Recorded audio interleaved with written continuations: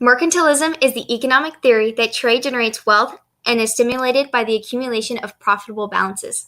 Basically, it's the belief that one person or nation could grow rich only at the expense of another person or nation.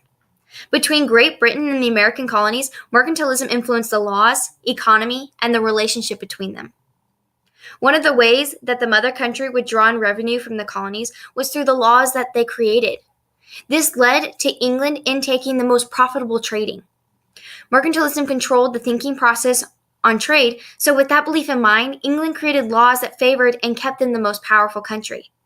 The Navigation Acts were the first laws created to put a disability on growth on American and other countries.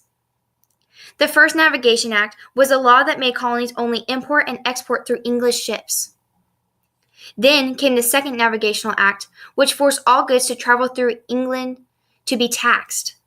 The Third Navigational Act made all imports brought into the countries taxed. And finally, the Staple Act of 1663 demanded other colonies to only take imports from England. These laws allowed England to stay in control of import and export trading and the prices and taxes on them. The effect of mercantilism had on the colonists were mostly negative. It affected the colonists' faith and love for the mother country when the Navigational Acts were passed. The acts and other laws that were passed took away their freedoms and angered the colonies because it prohibited growth in the colonies. The first Navigational Act prohibited trade with everyone besides the mother country, which prohibited the exports to go anywhere but Britain. Then, Britain could do what they like with it. That caused the colonies to be limited to economic growth. If they could only give and get resources from Britain because they were at the mercy of Britain's taxes and prices. The colonies would be forced to sell their raw material for cheap and then buy the inflated prices of the manufactured goods from Britain. The Second Act then imposed that all items traded to Britain had to then be taxed when sent to Britain. This then caused American colonies to be depleted of money because they weren't making enough to support themselves. The Third and Final Act then taxed goods when they arrived in the colonies, causing the final straw to break in the economy.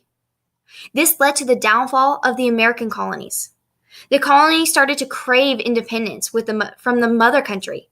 Britain started overtaxing on things they used every day like tea and whiskey, which later led to the American Revolution. Mercantilism was a one-sided relationship because it only really benefited Britain.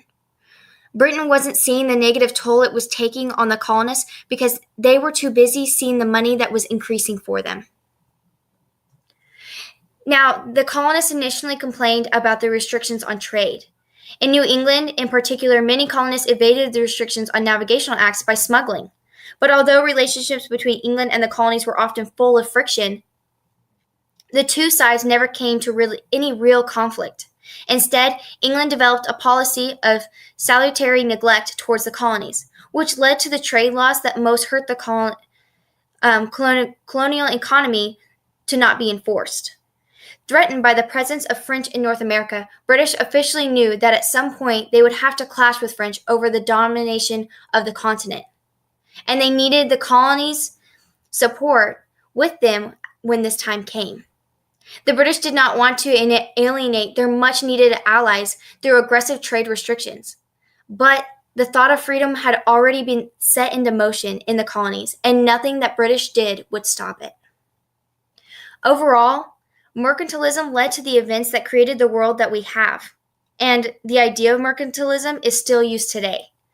Mercantilism and the effects led to the colonists to revolt and win their freedom from Britain, and become the free country we now call today America. Created using Powtoon.